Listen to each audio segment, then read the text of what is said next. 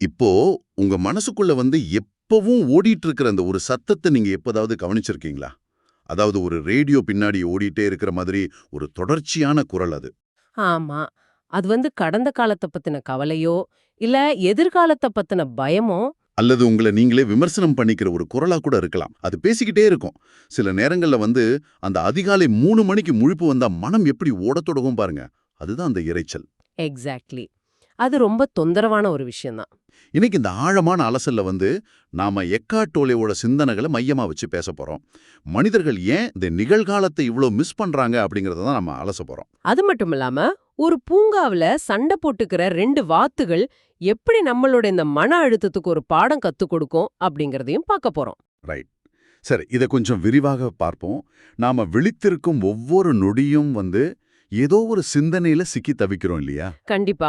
இங்க ரொம்ப ஆச்சரியமான விஷயம் என்னன்னா, இது ஏதோ தத்துவஞானிகள் பேச வேண்டிய ஒரு சுருக்கமான விஷயம் கிடையாது. இது உங்களோட என்னோட தினசரி வாழ்க்கையில நடக்கிற ஒரு நிதர்சனம். ஆமா, நாம தினசரி அனுபவிக்கிற ஒரு ஸ்ட்ரெஸ் அது. எக்கார்ட் டோலே மிக தெளிவா ஒரு விஷயத்த சொல்றாரு. பெரும்பாலான மனிதர்களுக்கு இந்த நிகழ்காலம் அப்படிங்கிறது பார்வைக்கு எட்டாத ஒரு விஷயமாவே, அதாவது ஒரு பெரிஃபரல் ஃபினாமினாவே இருக்கு அப்படின்னு சொல்றாரு. அதாவது ஒரு ஓரமாகவே இருக்கு அப்படிங்கிறீங்க. ஆமா. நாம உடலால் இந்த நொடியில இங்க உட்கார்ந்திருக்கலாம். ஆனா நம்ம மனம், அது எப்போதோ நடந்த கடந்த காலத்திலயோ அல்லது இன்னும் நடக்காத எதிர்காலத்திலயோ தான் சிக்கி கிடக்குது. இப்போ இத நான் படிக்கும்போது எனக்கு ஒரு விஷயம் தோணுச்சு. சொல்லுங்க. நம்ம இந்த நிகழ்காலத்தை எப்படி அப்ரோச் பண்றோம் தெரியுமா? ஒரு மருத்துவமனை காத்திருப்பு அறை மாதிரி. வாவ்! அந்த வெயிட்டிங் ரூம் கான்செப்ட் ரொம்ப சரியான ஒப்பீடு. நீங்களும் எப்போதாவது ஹாஸ்பிட்டல்ல வெயிட் பண்ணியிருப்பீங்க இல்லையா? ஆமா. அந்த அறையில நாம இருக்கோம். ஆனா உண்மையிலே நாம அங்க இருக்கிறதே இல்ல. கரெக்ட். நம்ம சிந்தனை பூரா எப்போ நம்ம பேரை கூப்பிடுவாங்க, எப்போ டாக்டரை பார்த்துட்டு இங்கேருந்து கிளம்புவோம் அப்படின்னு தான் இருக்கும். எக்ஸாக்ட்லி. அந்த நாற்காலியோ சுவர்ல இருக்கிற ஓவியமோ என் பக்கத்துல உட்கார்ந்து இருக்கிறவங்கள கூட நமக்கு முக்கியமே இல்ல. அடுத்த கட்டத்துக்கு எப்ப போவோம் அப்படிங்கிற தவிப்பு தான். பாத்தீங்கன்னா, மனிதர்கள் தங்களோட ஒட்டுமொத்த வாழ்க்கையிலயும் இதே தான் பண்றாங்க. இங்க இருக்கிறத விட அங்க போறதா ரொம்ப முக்கியம் அப்படிங்கிற நினைப்பிலேயே அறியாமலோ அல்லது ஒரு விழிப்புணர்வற்ற நிலையிலோ வாழ்ந்துட்டு இருக்காங்க. இது ஒரு நிலையான தவிப்பு இல்லையா? ஆமா. அந்த அங்க அப்படிங்கிறது ஒரு இடமா இருக்கலாம், அல்லது எதிர்காலத்துல நடக்க போற ஒரு நிகழ்வா இருக்கலாம். மனிதர்கள் எப்பவும் அடுத்த நொடிய நோக்கி ஓடிக்கிட்டே இருக்காங்க. இந்த நொடியிலிருந்து எப்படியாவது தப்பிச்சிடணும் அப்படிங்கிறது தான் அவங்க ஆழ் மனசுல ஓடுற எண்ணம். கண்டிப்பா. இப்படி செய்யறதன் மூலமா அவங்க அறியாமலேயே தங்களுக்கு தாங்களே மன அழுத்தத்தை உருவாக்கிக்கிறாங்க. முழுமையான ஆன்மீக விழிப்புணர்வு அப்படிங்கிறது ஏதோ மாயாஜாலம் கிடையாது. அப்படின்னா அது என்ன? உங்க ஒட்டுமொத்த கவனமும் விழிப்புணர்வும் முழுமையா இந்த தற்போதைய கணத்துல இருக்கிறது தான். அதை விட்டுட்டு நீங்க உடலால் ஒரு இடத்துல இருந்துட்டு மனம் வேற எங்கோ அலைஞ்சிட்டு இருக்கு அப்படின்னா நீங்க விழிப்புணர்வுடன் இல்ல அப்படின்னு தான் அர்த்தம். சரி, ஒரு நிமிஷம். இப்போ இந்த நிகழ்காலத்துல இருக்கிறது இவ்வளோ கஷ்டம் அப்படின்னா, மனம் எப்பவும் ஒரு வெயிட்டிங் ரூம் மாதிரி பதற்றமால இருக்கு அப்படின்னா, மனிதர்கள் எப்படித்தான் மன அமைதியை கண்டுபிடிக்கிறாங்க? எப்படி இந்த இரைச்சல் இருந்து தினசரி தப்பிக்கிறாங்க? தற்காலிகமா தப்பிக்கிறாங்க அப்படின்னு சொல்றது தான் இதுக்கு சரியா இருக்கும். மனிதர்கள் தங்கள அறியாமலேயே சில விஷயங்களை செஞ்சு கொஞ்ச நேரம் நிகழ்காலத்துக்கு வராங்க. ஓஹோ! உதாரணத்துக்கு என்ன சொல்லலாம்?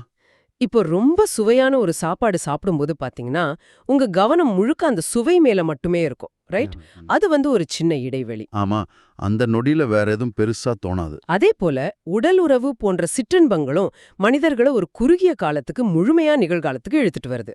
அந்த சில நிமிஷங்கள்ல கடந்த கால கவலையோ எதிர்கால பயமோ இருக்காது. ஆனா இதுல இருக்கிற பெரிய பிரச்சனை என்னன்னா, இந்த விஷயங்கள் நீடிக்காது இல்லையா? நீங்க எப்பவும் சாப்பிட்டுக்கிட்டே இருக்க முடியாது. எக்ஸாக்ட்லி. அது ஒரு தற்காலிகமான குறுக்கு வழிதான்.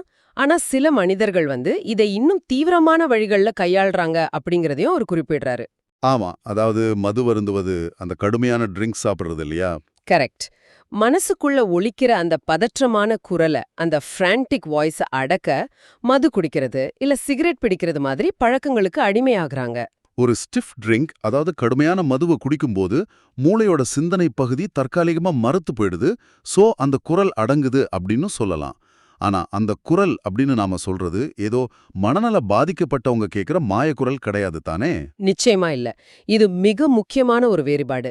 ஏதோ வானத்திலேருந்து ஒரு பெரிய குரல் ஒலிக்குது அப்படின்னு மனநலம் பாதிக்கப்பட்டவங்க நினைப்பாங்க இல்லையா? அத பத்தி நாம பேசல. ரைட். இது சாதாரண மனிதர்களோட, அதாவது உங்களோட என்னோட தினசரி வாழ்க்கைய விமர்சனம் பண்ற ஒரு தொடர்ச்சியான தன்னிச்சையான சிந்தனை ஓட்டம், ஒரு ரன்னிங் கமெண்ட்ரி மாதிரி. நீங்க என்ன பண்றீங்க, மற்றவங்க என்ன பண்றாங்க, இதை எப்படி செஞ்சிருக்கலாம் அப்படின்னு தொடர்ந்து பேசிட்டே இருக்கிற ஒரு குரல். ஆமா, நாம எல்லாரும் இந்த தொடர் வர்ணனையோட தான் வாழ்ந்துட்டு இருக்கோம். இங்கதான் விஷயம் ரொம்ப சுவாரஸ்யமா மாறுது. எனக்கு ஒரு சந்தேகம். கேளுங்க. நான் உங்ககிட்ட ஒரு வலுவான கேள்வியை கேட்க விரும்புறேன். சிந்தனை பண்றது அப்படிங்கிறது மனித பரிணாம வளர்ச்சியோட ஒரு மாபெரும் வரம்தானே. மற்ற விலங்குகளை விட நாம மேம்பட்டவங்க அப்படிங்கிறதுக்கு காரணமே நம்ம சிந்தனை திறன்தான். அப்சல்யூட்லி. தத்துவம், அறிவியல், கலை, கலாச்சாரம் இது எல்லாத்தையும் இந்த சிந்தனையால தானே நாம உருவாக்கணும். அப்படி இருக்கும்போது இந்த சிந்தனை எப்படி நமக்கு எதிரியா மாறும்? எப்படி அதுவே ஒரு பிரச்சனையா உருவெடுக்கும்?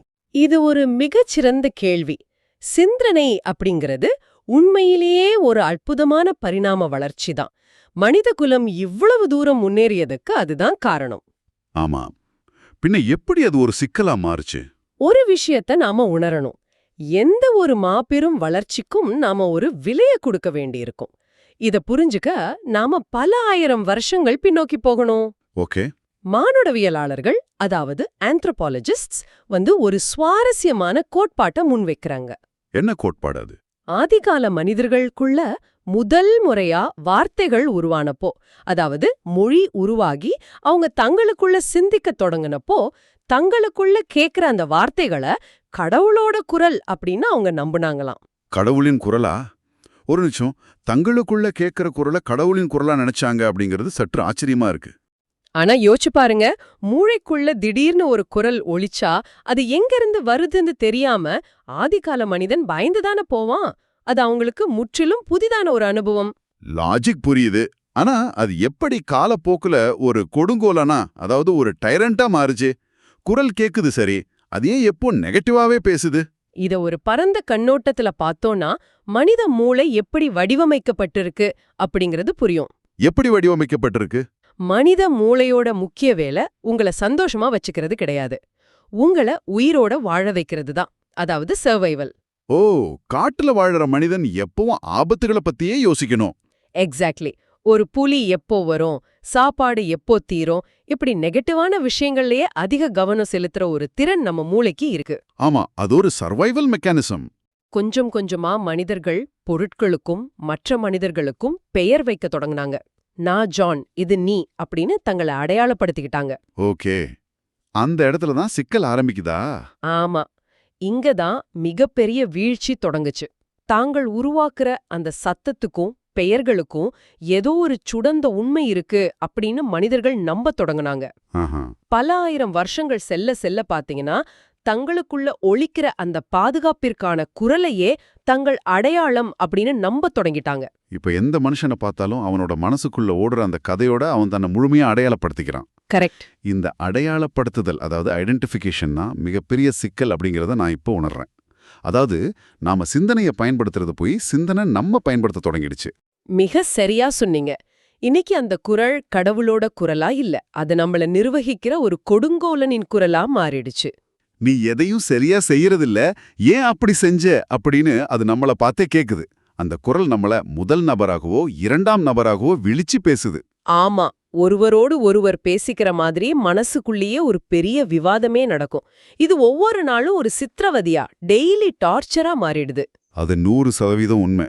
அந்த குரல் எப்பவும் உங்களை பற்றி குறை கூறுது, மற்றவங்கள பற்றி குறை கூறுது, நீங்க இருக்கிற சூழ்நிலையை பற்றி புகார் செய்து. மனித மனம் நல்ல விஷயங்களை விட எதிர்மறையான விஷயங்கள்ல தான் அதிக கவனம் செலுத்துது.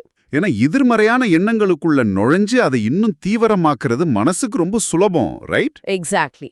மனிதர்கள் தங்களுக்கு தாங்களே எப்படி துன்பத்தை உருவாக்கிக்கிறாங்க அப்படிங்கிறதுக்கு இதுவே முக்கிய காரணம். இதுக்கு நான் ஒரு சின்ன உதாரணம் சொல்றேன். இப்போ நேத்து யாரோ ஒருத்தர் உங்களை அவமதிச்சிட்டாருன்னு வச்சுப்போம். ஒரு சின்ன விஷயம்தான். ஆமா. ஆனா அந்த ராத்திரி முழுக்க நீங்க அதை பத்தியே சிந்திப்பீங்க. அவன் என்னை எப்படி அப்படி சொல்லலாம், நான் இப்படி பதில் சொல்லியிருக்கணும், அடுத்த முறை அவனை பார்க்கும்போது அவனுக்கு சரியான பாடம் புகட்டணும் அப்படின்னு மணிக்கணக்கா கோபத்தை வளர்த்துப்போம். கண்டிப்பா. நேத்து நடந்த ஒரு சின்ன நிகழ்வை மனம் இன்னைக்கு பல மடங்கு பெரிதாக்கி கோபத்தையும் வலியையும் நமக்குள்ள உருவாக்குது.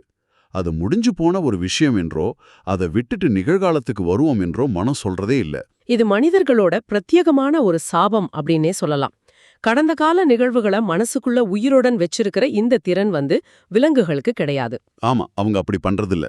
அதனாலதான் இயற்கையில இருந்து நாம கத்துக்க வேண்டிய பாடம் நிறைய இருக்கு. இந்த எண்ணங்களோட சுழல்ல இருந்து தப்பிக்கவே முடியாதா அப்படிங்கிற விரக்தி இப்ப எனக்கே வருது. அது சகஜம்தான். நாம பரிணாம வளர்ச்சியோட உச்சம் அப்படின்னு சொல்லிக்கிறோம். ஆனா நேத்திய கசப்புகளை பல மணி நேரம் சுமந்து திரியும் போது நம்மளை விட மற்ற உயிரினங்கள் இதை கையாள்ற விதம் சிறப்பா இருக்கோ அப்படின்னு தோணுது. மிக சரியான பாயிண்ட். விலங்குகளுக்கு இந்த டைம் டிராவலிங் செய்யற மூளை கிடையாது.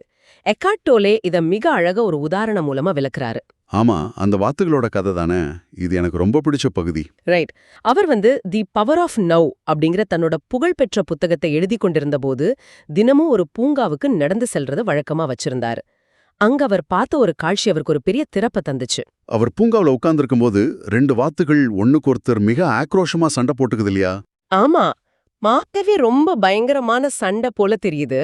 ஆனா அந்த சண்டை எவ்ளோ நேரம் நீடிச்சது தெரியுமா? வெறும் 30 வினாடிகள் தான். அதிகபட்சம் 1 நிமிஷம். ஓ, அவ்வளவுதானா? ஆமா. சண்டை முடிஞ்ச உடனே அந்த 2 வாத்துகளும் உடனடியா ஒன்னை ஒன்னு விட்டு விலகி எதிரெதிர் திசைகள்ல நீந்தி போகுது. அதுக்கப்புறம் அவங்க என்ன பண்ணுனாங்க அப்படிங்கிறது தான் ரொம்ப முக்கியமான பாடம் இங்க. எக்ஸாக்ட்லி. 2 வாத்துகளும் தண்ணிக்கு மேல சற்றே எழுந்து நின்னு தங்களோட சிறகுகளை மிக வேகமாக அடிச்சு உதறிச்சு. அந்த சிறகடிக்கிற செயல் சும்மா உடலை உலர்த்துறதுக்காகவோ அல்லது சிறகுகளை சுத்தம் செய்யறதுக்காகவோ செய்யற செயல் கிடையாது இல்லையா? இல்ல.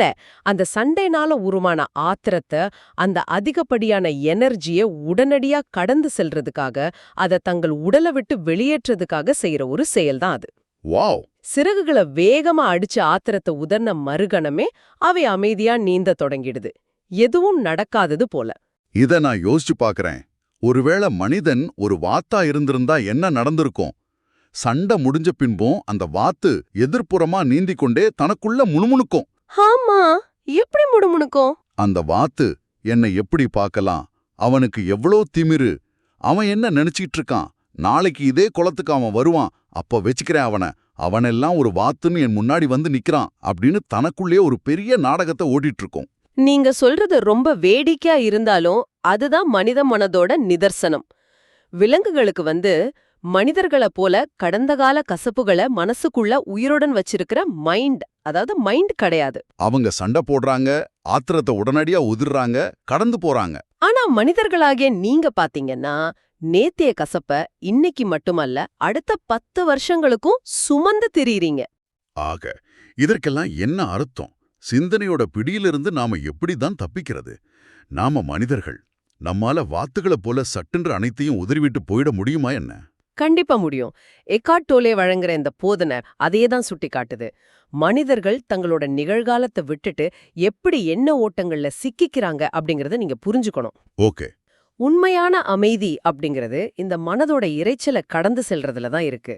கடந்த கால கசப்புகளை, வருத்தங்களை வாத்துகளை போல உதறிவிட்டு தற்போதைய கணத்துல முழுமையா வாழ்றது தான் தீர்வு. ஆமா, உங்க மனம் கடந்த காலத்துக்கோ எதிர்காலத்துக்கோ ஓடும்போது அதை உணர்ந்து மீண்டும் உங்க கவனத்தை இந்த நொடிக்கு கொண்டு வரணும். மதுவோ அல்லது மற்ற சிற்றின்பங்களோ தற்காலிகமா சிந்தனையை நிறுத்தினாலும் விழிப்புணர்வுடன் கூடிய இருப்பு மட்டுமே நிலையான அமைதியை தரும். அதுவே உண்மையான ஆன்மீக விழிப்புணர்வு. அப்சல்யூட்லி. இது கேட்கறதுக்கு எளிதா இருந்தாலும் தற்போதைய கணத்துல முழுமையா வாழ்றது நடைமுறையில ஒரு பெரிய பயிற்சி தேவைப்படுற விஷயம் அப்படிங்கறது என்னால உணர முடியுது. இது ஒரு முக்கியமான கேள்வியை எழுப்புது. இப்போ நீங்க இந்த உரையாடலை கேட்டுட்டு இருக்கிற இந்த நொடியில உங்க மனசுக்குள்ள ஒரு குரல் ஒலிக்குது இல்லையா? ஆமா, கண்டிப்பா ஒரு குரல் கேட்கும். இவங்க சொல்றது சரிதானா? இந்த வாத்து கதையெல்லாம் மனுஷங்களுக்கு எப்படி சாத்தியப்படும்? இதை நான் எப்படி செய்யறது அப்படின்னெல்லாம் அந்த உள்ளொலி உங்ககிட்ட பேசிட்டு இருக்கலாம். ரைட். இப்போ இத சிந்திங்க. அந்த பேசுற குரல் நீங்க அல்ல அப்படின்னா, அது வெறும் உங்க மூளையோட பிரதிபலிப்பு அப்படின்னா, அந்த குரலை அமைதியா உட்கார்ந்து கவனிச்சிட்டு இருக்கிற அந்த உண்மையான நீங்கள் யார்? வாவ், இது நிச்சயமா சிந்திச்சு பார்க்க வேண்டிய ஒரு ஆழமான கேள்வி. எண்ணங்களுக்கு பின்னாடி அமைதியா வேடிக்கை பார்க்கிற அந்த விழிப்புணர்வு தான் உண்மையான நாம் அப்படிங்கறத உணர்றது ஒரு மிகப்பெரிய திறப்பு. கண்டிப்பா. இவ்வளவு நேரம் இந்த ஆழமான அலசலை கேட்டதுக்கு உங்களுக்கு ரொம்ப நன்றி. ஆமா, உங்க நேரத்துக்கும் கவனத்துக்கும் பெரிய நன்றி. இந்த தமிழ் வாய்ஸ் ரீட்ஸ் சேனல் எவ்வித மானிட்டைசேஷனும் இல்லாம தான் இயங்கிட்டு இருக்கு. கண்டிப்பா. இந்த ஆடியோ புத்தகம் அல்லது அலசல் உங்களுக்கு பயன் தருது அப்படின்னு நினைச்சா இந்த முயற்சி தொடர்ந்து போக உங்க ஆதரவு மிகவும் உதவும். ஆமா, என்னுடைய இந்த முயற்சிக்கு நன்கொடை அளிக்க விருப்பம் இருந்தால் டிஸ்கிரிப்ஷன்ல கொடுக்கப்பட்டுள்ள UPI ஐடி மூலம் வழங்கலாம். உங்களால் முடிந்த அளவு போதும். ஏன்னா சிறிய ஆதரவும் பெரிய உதவிதான். இந்த வீடியோ உங்களுக்கு பயனுள்ளதா இருந்தா சப்ஸ்கிரைப் பண்ணுங்க, மற்றவர்களுக்கும் பகிர்ந்து கொள்ளுங்கள். ஏன்னா இந்த கருத்துக்கள் அவர்களுக்கும் தேவையாக இருக்கலாம். லைக் பண்ணுங்க, உங்க கருத்துக்களை கமெண்ட்ல பகிருங்க. மனப்பூர்வமான நன்றி.